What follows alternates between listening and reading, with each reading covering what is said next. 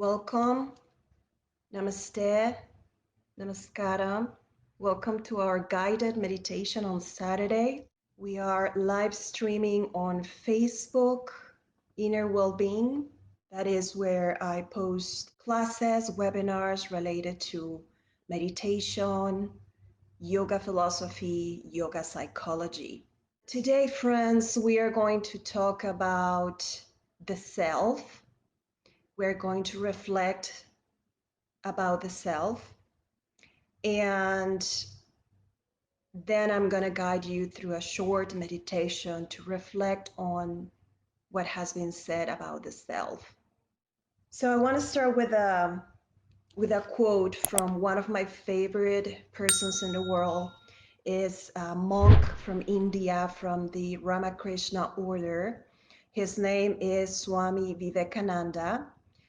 Some of you may heard of him. He was the first Hindu monk to come to the United States from India on a mission to help Americans understand more about Hindu philosophy.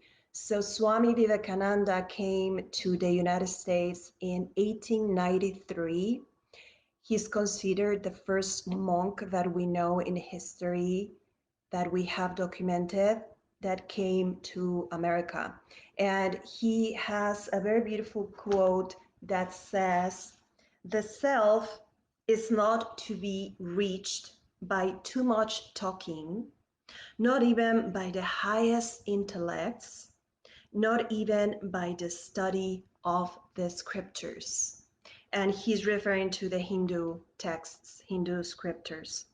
This is from the Complete Works of Swami Vivekananda, Volume 3, page 298.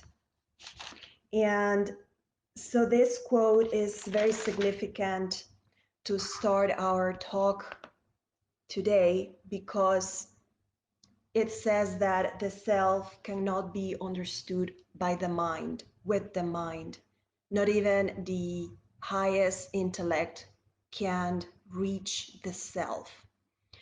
Why do we talk about the self, and what does that mean?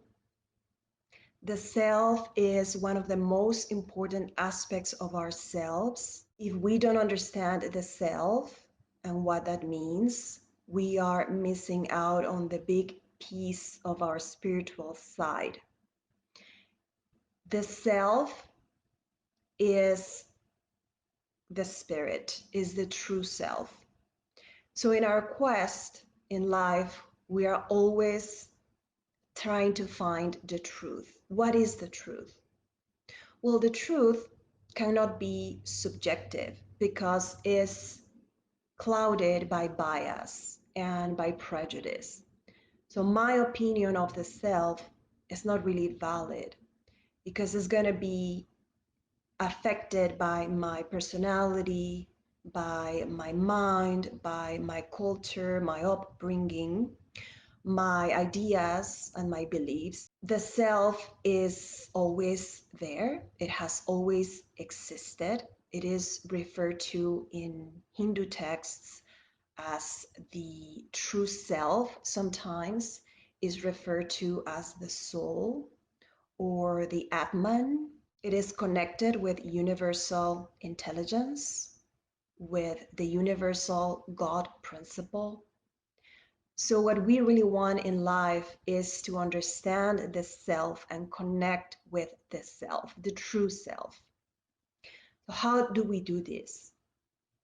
Well, there are many pieces of literature that teaches us how to reach the self, to tap into our spiritual dimension.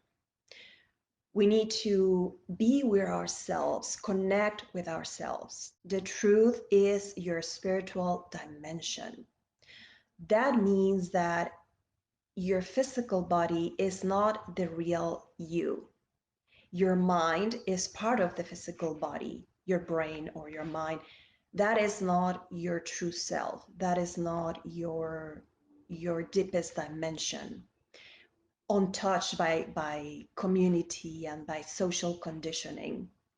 You're going to hear me talk about social conditioning a lot because that explains how human beings are molded, are formed to live in society and to live in a community. And even though that can bring good behaviors, peace, order, sometimes, most of the time, social conditioning conditions us to become part of the group. So we are not in charge of our own mind anymore. We become prejudiced, we become biased, maybe we become racist, fearful of others, suspicious, aggressive, violent. We are not realizing of this huge spiritual dimension that is part of us, is around us, and it is us. So to become aware, we need to create some distance, some space. This space is achieved through meditation. Meditation is one of the tools that are more useful to create this distance, this space, so we can really connect with our self, our inner being, our soul. You cannot become aware through your mind alone. When we reflect through the mind and we use the intellect, that is helpful to understand these concepts. But to really connect with the self, we have to do it by quieting the mind. And this is why meditation is so important, to quiet the mind, to quiet the noise. The mind cannot be put in blank through meditation, is practically impossible. Maybe we can stop continuous thoughts for a few seconds or milliseconds, but the goal is not to put the mind blank. The goal is to quiet the mind, withdraw the senses, the sight, the hearing, the smell, the touch, withdraw them from the exterior so we are more at peace and we are preparing the ground to connect with ourselves, with our inner being. Something that is recommended in this journey to learn to connect with ourself, with our true self, is to see the world as a movie. This is something that is explained throughout a lot of Hindu texts and yoga philosophy, that the world is an illusion. The world is an illusion if we see the world as a movie, a projection where we are actors. So you are the observer. You become the witness of your life events, of phenomena. So the mind is not part of the truth. The mind is not part of the true self. And most of the time, it is an obstacle. Most of the time, the mind is an obstacle. In Buddhism, when we achieve a state of no mind, when people are able to see the world as a movie, as a projection, and they don't label, they don't judge, they don't have bias, there's no mind interfering, making commentary. This is called bodhicitta. Bodhicitta is enlightenment of the mind, or enlightenment of the mind, or no mind. So in Buddhism, they go to the extreme, so to speak, to say that there is no self. The self disappears. Sometimes I interpret these as the ego self. There is no persona, there is no mask. The ego self, the personality, the likes and dislikes, they disappear. So that's why in Buddhism we say there is no mind, no self. This is very important to know your true self, because once the mind is out of the way, the true self appears, reveals itself, sometimes slowly, sometimes all of a sudden. It may last for a few days, a few weeks, and the spiritual practice is a circle where we have to come back again and again. Bodhicitta in Buddhism strives towards awakening, empathy, and compassion. When the mind is away, out of the way, and we are able to quiet the mind, the commentary, the labels, the judgment, the fears, we act with more empathy and more compassion. And this is called awakening or enlightenment. It is a constant practice. And in other traditions, it is called Christ consciousness. It is also referred to as being connected with your consciousness, with universal consciousness. And if you are part of Catholic beliefs or Christian beliefs, this is often referred as Christ consciousness, because you can reach this state of compassion, awakeness, awareness through any religion that is used properly. It's also called Krishna consciousness in India. So a lot of people can reach this state through devotion to Krishna and following Krishna consciousness, practicing connecting with Krishna consciousness. So the goal is to reach a mind without thoughts, a mind without thoughts. A mind without thoughts becomes a mind of pure awareness. So we are the witness. We are not commenting. We are not excessively thinking. And we are not anxious at all. This is what the power of meditation, the healing power of starting to meditate. We want to become more at peace, more pure in our thoughts, more compassionate and more aware. This doesn't mean that we become passive or that we become less active towards the pursuit of our goals and dreams or standing up for ourselves.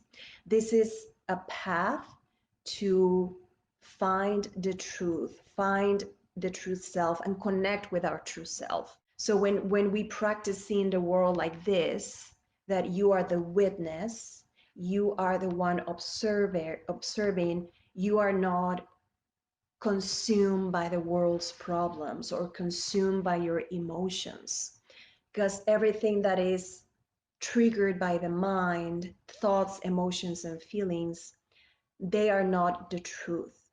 They are not the truth because they come and go. They are unstable. They change all the time, like a movie. So the only thing that is stable, it is considered truth. And the only truth is your consciousness, your true self. Something that has helped me in my practice is to contemplate the world as passing clouds or passing dreams. You are also a dream. Sometimes this is hard to understand, but that helps us start dropping the ego, the I persona, the poor me, I'm the victim, everything happens to me. All of those commentaries start to drop because we understand that things come and go, feelings come and go, people come and go, objects come and go. The only thing that is permanent, eternal, immutable, non-changing is your soul, your spirit, what I call the true self. Once we practice these, seeing the world and interpreting the world as a dream or as a movie that is being projected by our own mind, we can practice more on how to build more awareness. So the awareness is always there. The consciousness has always been there within us, but I call it like it's dormant. I refer to it as a dormant awareness. It is up to us to awaken it, to elevate it. So this is the practice in itself, the practice of meditation. Meditation is the most important tool to reach these. Don't cling to the results. This is very important in connecting with yourself, in understanding ourselves, in practicing seeing the world as a movie and not becoming attached to the remedy, to the result.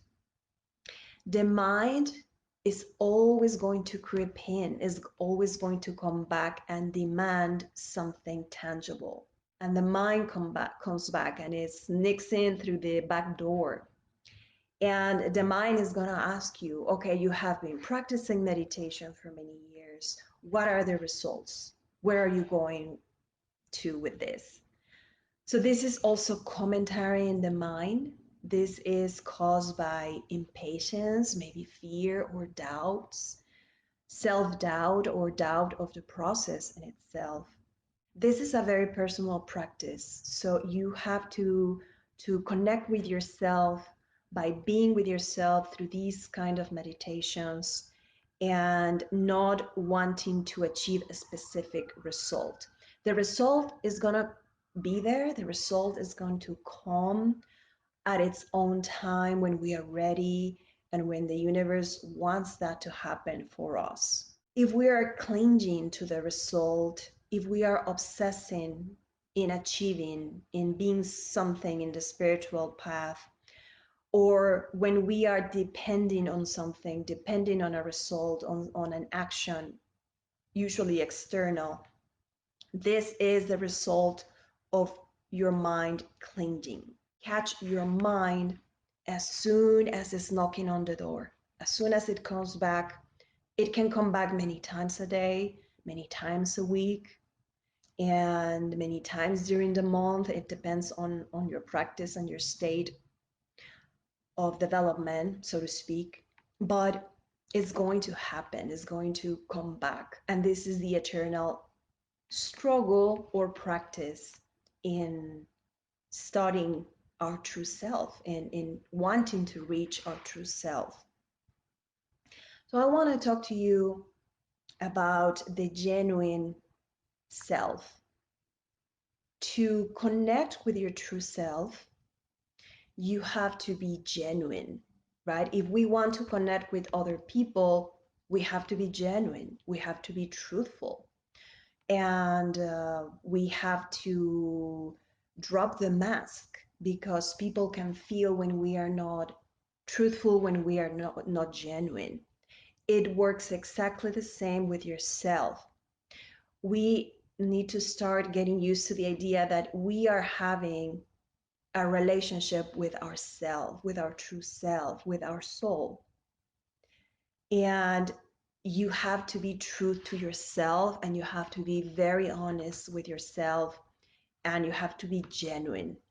And this is the most difficult part for many people because if you have been hurt, if you have any trauma, any childhood adverse experiences, any difficult experiences, we create a lot of trauma. Everybody has some degree of negative experiences, trauma.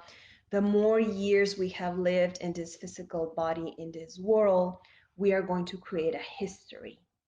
We have a narrative of what happened to me in the past. This is who I am today because this happened to me.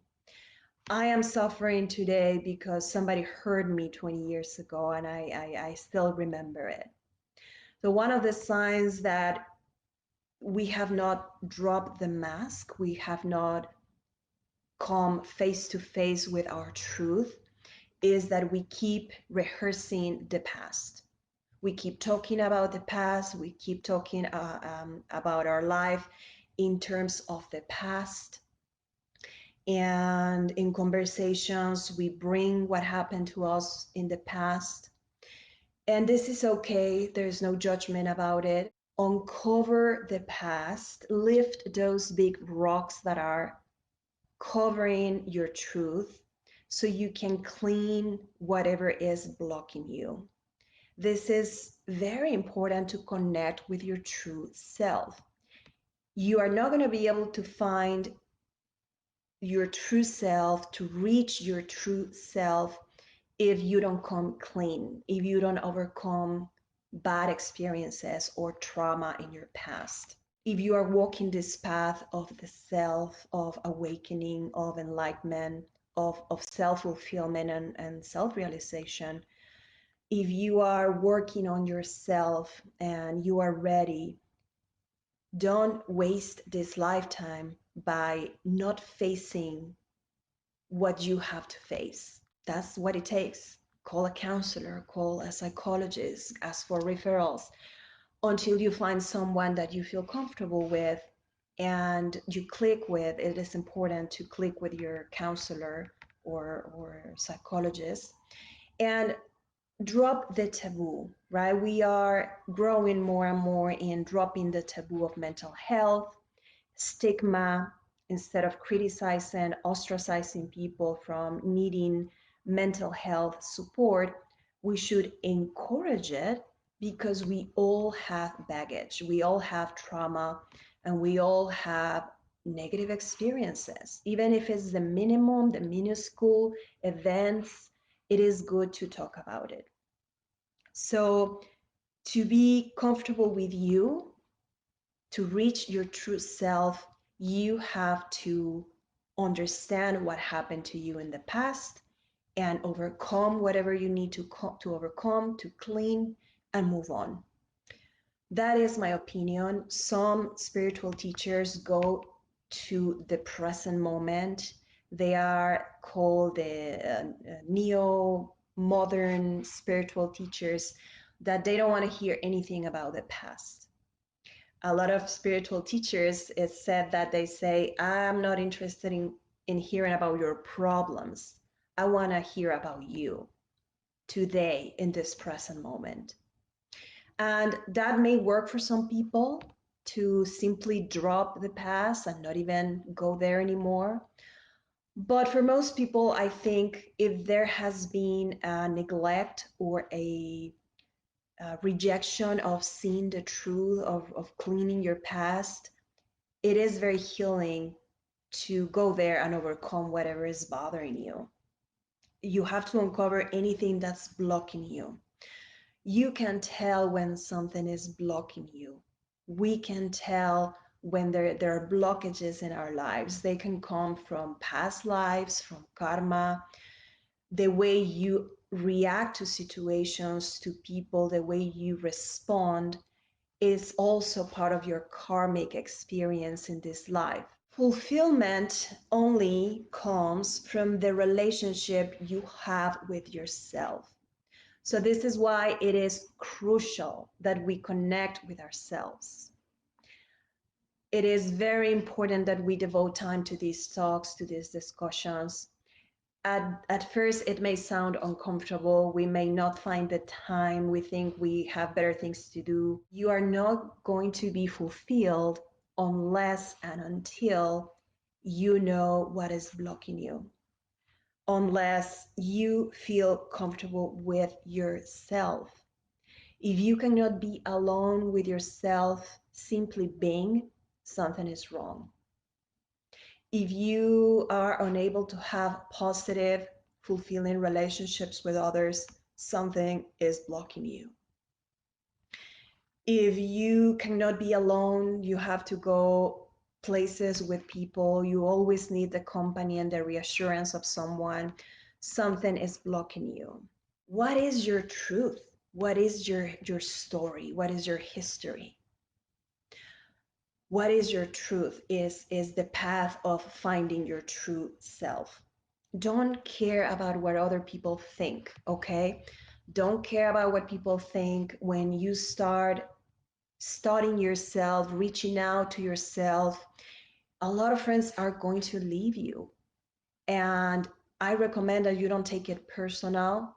It may hurt or it may sound cold and detached when I say don't care, friends are going to leave you, but it's going to happen because digging into your truth, connecting with your true self, and talking about this spiritual dimension can be very intimidating for people, very scary. They know that this is going to open up a Pandora box. They know that this is going to force them eventually to open their heart, to quiet their mind. And sometimes we are addicted to our way of being. That's all we know. So we cling to our past self, which is not the true self. We cling to our routine, our group of friends that maybe are not beneficial anymore for your progress. Maybe they are, maybe they are not. But the reason I say this is because relationships change because they are impermanent. They are part of the movie. Friends change. They are impermanent. They are part of the movie. Some friends will be with you forever if you are lucky. Relatives, family, some people may be forever in your life, but we have to discriminate in terms of, is this person no longer helping me grow? Is this person bringing more positive things to my life or less positive things? And gently let people go without hurting, without offending, without creating any drama. Actually, you don't have to do a lot. If you are growing and evolving and connecting with your truth, life is gonna create a path, a way for you to disconnect from people who are no longer belonging to your life. And life is gonna put people who are going to help you continue with your growth. The present is all it is. The present and the self is the only permanent thing that is going to be there always, that is going to be there forever. So this is why your relationship with yourself is the most important relationship. I cannot say this enough. The relationship with yourself is the most important relationship of your life. This is achieved by practices that were designed thousands of years ago in India and Southern Asia for the purpose of that precisely, for the purpose of reaching your true self, the truth, universal truth, to connect with your soul, enhance your spirit, elevate your consciousness. That is what I wanted to share with you as part of the talk. And now we are going to start getting ready for a short guided meditation. And I'm going to read you some passages from the Isha Upanishads. The Upanishads are texts, sacred texts in India that were written thousands of years ago by the rishis and the seers of India. And these are men and women who are considered to have received information through meditation, not through the mind, not through the intellect by studying books or taking classes, but they received knowledge through meditation states, higher levels of awareness and meditation from universal intelligence. You can call it the God principle. So these are not considered the word of God as we consider some texts in Christianity. These are considered the word of enlightened human beings, enlightened persons that received universal truths through meditation. So that's what the Upanishads are. It's the foundation of Hindu philosophy, along with Vedantic texts and other texts. So I want to read you a few passages that are very beautiful, that refer to the self, and hopefully they are going to help you connect with your true self right now as you listen to my words. So I want you to pay attention to my words and start bringing your attention to this room, wherever you are. And I invite you to close your eyes if you feel comfortable. I'm sure you are in a safe place and a quiet place. If you're not, maybe you can go to a place where you can be alone right now for this guided meditation. So start quieting your mind, taking 3 or 4 deep breaths through the nose and exhaling through the mouth. And repeat that on your own 3 or 4 times, inhaling through the nose, deep inhale, expanding your lungs and letting all the air out through your mouth. Breathing is very important for relaxation and for starting to quiet the mind. Start disconnecting from the exterior. So if you can focus your attention, if your eyes are closed, focus your attention maybe in your heart center or between your eyebrows. If your eyes are open, you can focus your sight in a point on the floor or on the wall. And start disconnecting from the outside, from the exterior. Try to block any noise, listening to my voice only. Continue breathing deep inhales and deep exhalations. Relax your shoulders. Relax every muscle on your face. Relax your eyebrows. Relax the muscles on your face, the corners of your mouth. If your jaw is tense, relax your jaw. Going down the neck, your shoulders are relaxed. There is no tension on your shoulders. Your arms are relaxed. Your hands are resting on your lap or on the sides. Your hands are deeply relaxed. Going down the chest. Your chest is relaxed.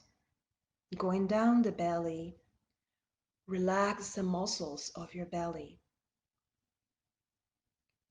Relax your legs, the upper legs, going down the lower legs to your feet. Your legs feel completely relaxed. Your entire body is relaxed. You can feel your blood flowing through your veins. This is the life force, the light of consciousness that keeps you alive. At this moment, there is nothing to worry about. There are no thoughts, nothing to do. It is just you and yourself in this present moment. Continue relaxing your entire body, your face, your head. There are no thoughts coming to your mind in this present moment. And if your mind wanders off, simply bring it back.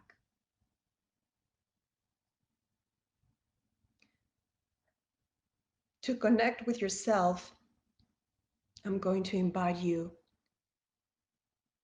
to see yourself standing on a shore.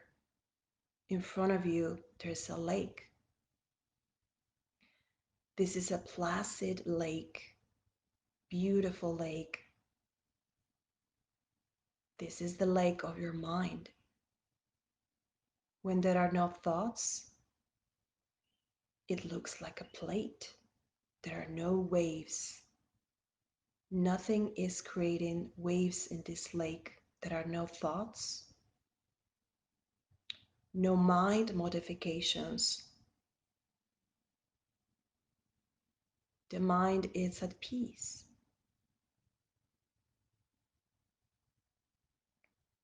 I'm going to invite you to get on a boat that is waiting for you at the shore. Walk slowly towards this boat. This is your boat. Get on the boat and start sailing into the lake. Today is a beautiful day. It's not too cold, not too hot.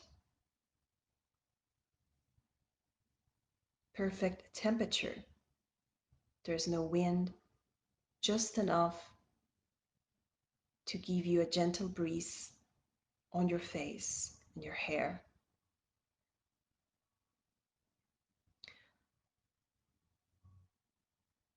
Whatever you see in the boat, this is your trip. This is your journey. I invite you to connect with yourself through this journey in your boat, in this placid lake, in this place. There are no fears, no worries, no anxiety, no depression. There's only pure awareness.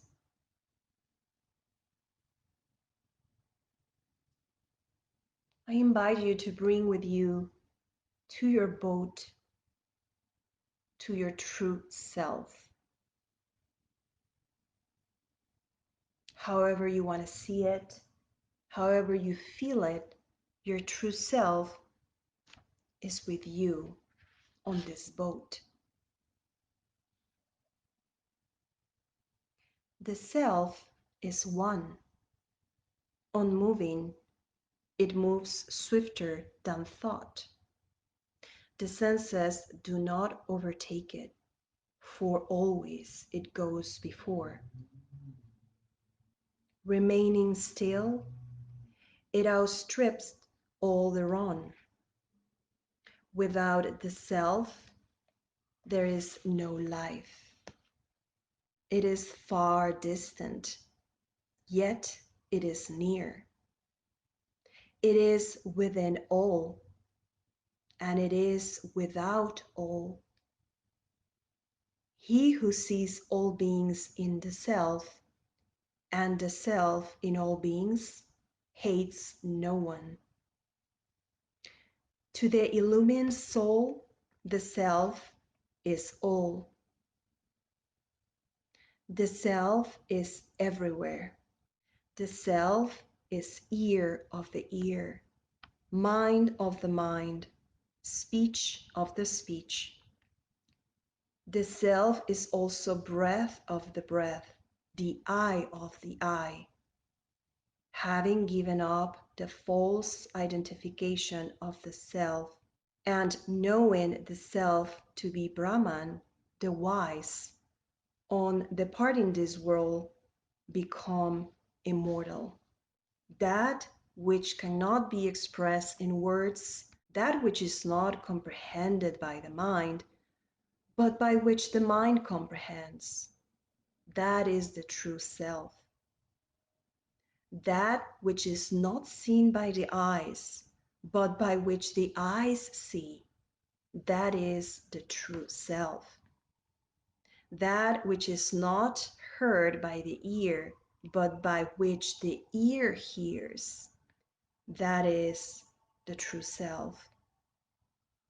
That which is not drawn by the breath, but by which the breath is drawn. And now I invite you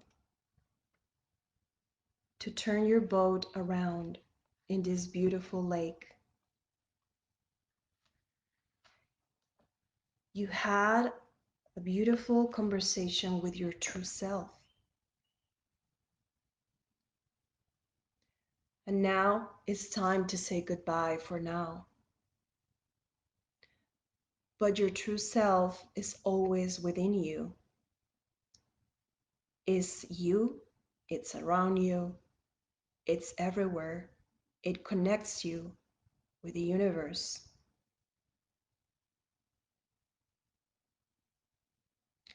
You are reaching the shore, this short trip to get to know your true self, maybe for the first time, maybe after many times. Once you reach the shore, I invite you to get off the boat. Step your feet in solid ground, bringing your true self with you.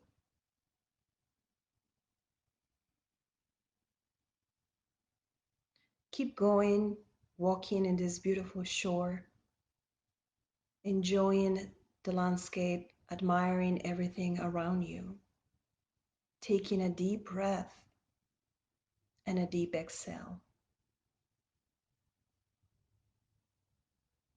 And if your eyes are closed at the count of 3, I invite you to open your eyes gently. 1, 2, 3. And welcome back to the room.